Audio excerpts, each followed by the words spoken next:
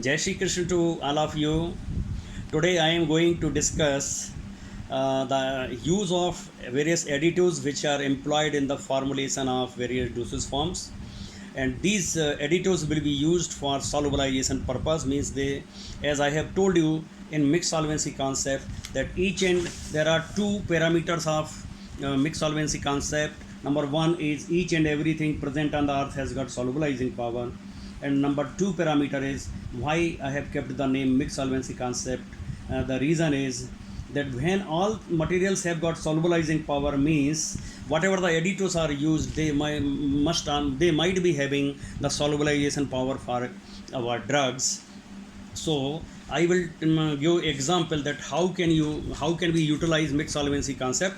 So the second parameter of mixed solvency concept is that if we employ, means you see normally what we do when the drug is water insoluble, we use either surfactant solubilization or co-solvency or complexation or hydrotropy or role of pH and all that.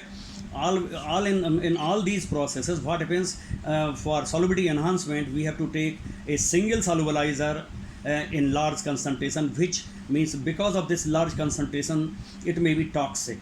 But today I will tell you in mixed solvency concept we will employ the solubilizing power of several, you may say, means more than one ingredients, which will go solubilizing power for desired solubility enhancement, so that we can formulate the formulations. Because for example, in place of single solubilizer, say surfactant 30% or 20%, suppose we make a blend using 4 solubilizers of 5% strength, then the toxicity problem may perhaps be solved. Of course we will have to carry out the toxicity studies. So now I am giving this example, please see it. This is means I have used one mixed solvent blend A. Now mixed solvent blend A contains sodium benzoate 5% weight by volume, sodium caprolate 5% weight by volume, sodium citrate 5% weight by volume, poloxamer 407 5% weight by volume, and water up to 100 ml. And so this solution, the pH of this solution is 7. It contains 4 ingredients, you may say them to be, they are additives also which are employed in formulations. And now you see sodium benzoate is permitted up to 10% in IIG, inactive ingredient guide, in injections of course, as buffering agent. It is used as buffering agent. It is not a preservative. For preservative 0.5% is enough, but it is being used as buffering agent to buffer a particular pH. Number 2, sodium caprolate. It is a nutraceutical, or you may say, I'm sorry, it is nutritional agent actually. Caprylate acid, which is present in various fats, oils, etc., which we eat. So glycerides of free fatty acid, means this caprylate acids are there. So we are using sodium caprolate, which is nutritional agent here. Of course, up to this time IIG gives only 1% limit, but in this I have used 5%, thinking it in this way that since it is nutraceutical, higher concentration may also be employed. Of course, after toxicity studies, it can be there is possibility that it will be safe, and then in IIG it will come in the 5% form also and all that. Then sodium citrate is also a buffering agent, which is used up to 5%, means 5% of sodium citrate is easily permitted in IIG, inactive ingredient guide, in injections. Similarly, your poloxamer 407 5% is easily permitted, is permissible in as per IIG limit. So these 4 solid solubilizers were employed to make this blend A. And now we will see the solubility studies of so many water insoluble drugs in this blend, which has got pH of 7, and we will see the results. Now here you see the results of solubility studies. Approximate solubilities are there. So here the hydrochlorothiazide solubility in this blend A is about 7 milligram per ml, while its solubility in water is very small, 0.4 about 0.4 milligram per ml. Pyroxicam solubility in this blend is about 20 milligram per ml, and in water it is 0.4 milligram per ml. Furosemide 35 milligram per ml, 0.1 milligram. Indomethacin 16 milligram per ml, about in water 0.4 milligram per ml. Aceclofenac 60 milligram per ml, in water 0.1 milligram per ml. Famotidine 4 milligram per ml, in water it is 2 milligram per ml. So in most of the cases we are observing that a significant enhancement is solubility in solubilities are there because of the solubilizing power of the combined, you may say, the additives which we have employed. Now what can we do after getting the solubility studies? Now the possibility of intramuscular injection in mixed solvent blend A, okay, which we are thinking that it might be safe. Okay, so hydrochlorothiazide, we can make its intramuscular injection of strength 20 milligram per 4 ml. Hydrochlorothiazide tablets are available in, I think, 20 milligram and 40 milligram are like that. So 20 milligram per 4 ml of intramuscular injection can be made in this blend A. Pyroxicam 20 milligram per 2 ml. 20 milligram tablets are available in the market. Furosemide 20 milligram per ml. Indomethacin 25 milligram per 2 ml. Aceclofenac 100 milligram per 2 ml. Famotidine 20 milligram per 5 ml. So in this way the intramuscular injections may be developed and toxicity studies may be conducted, stability studies may be conducted, so that we can employ or we can modify slightly this formula, so that by use of proper additives we can enhance solubility to make aqueous injections. Now I am giving one example.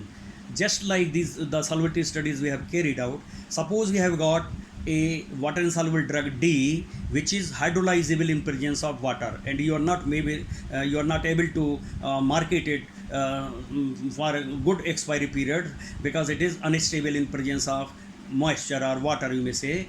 Now what can be done? Now you see here, solubility in water, suppose the of this drug is 0.4 milligram per ml, very small solubility is there, and solubility in this blend A is suppose 30 milligram per ml.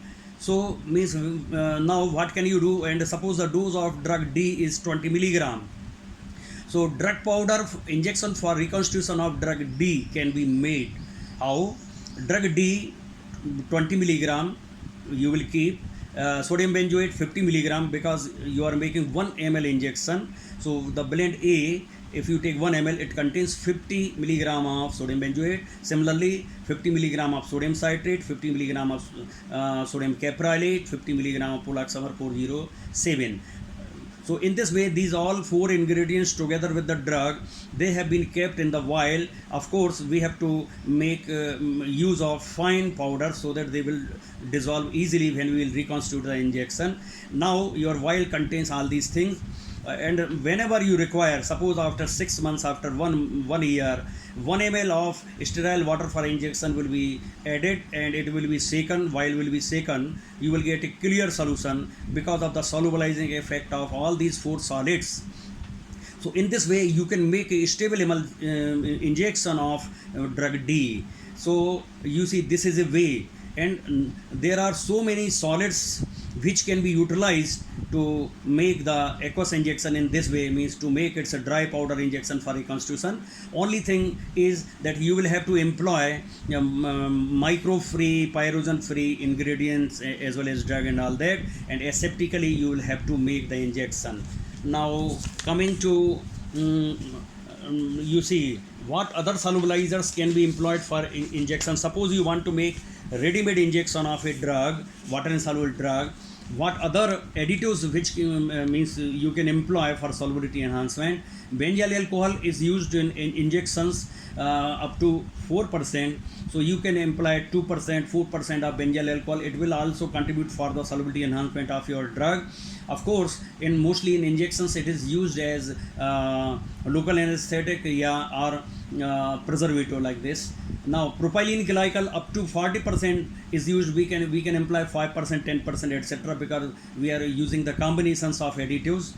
Now similarly PG 400, which is liquid, so 5%, 10% easily you can use even larger amounts can be employed. PVP, polyvinyl pyrrolidone, plasma expander, niacinamide 2.5% is stabilizer against precipitation. Then ethanol up to 10%, 5%, 10%, it is used in injections. Twins, they are used 5%, 10%, 15%, etc. in injections. HP beta cyclorate 5%, 10%, 15%, etc. is used in injections. So, and of course there are so many other additives which are employed for making the injections. So they can be employed to contribute. Means, for example, you select any four by permutation combination, you will get different blends. Different blends of having different solubility enhancement capacities and all that. So in this way, what I want to tell you that mixed solvency, the second parameter, means if you combine the additives in small concentrations making a concentrated solution, there may be a desired solubility enhancement for your drug. Now what more you can do, you can use non-essential amino acids for solubility enhancement. Other nutraceuticals you can employ in your formulations. The marketed suspension which we see, the antibiotic suspension or some cefixime, like cefixime suspension, we add boiled and cooled water and we get suspension, and that is consumed within 7 days. So in place of suspension, if we make proper use of solids, we can make dry syrup for injection, which will be reconstituted to give a solution like thing. So there are of course so many things, but only thing is that properly you will have to utilize the use of solids, and then you will have to carry out the chemical stability studies as well as toxicity studies, and definitely you will get the result. This is very good way that you can stabilize so many formulations. You can suppose your suspension is converted into a solution, for greater viability you may have cost reduction of your drug. So there may be a benefit of crores of rupees and all that. Of course there are so many things. In further videos also you will get more information. I have to make the smaller videos anyway. Then also again it is coming to 12 minutes and all that. If you have any doubt, please ask, and please share it to others. Jai Shri Krishna.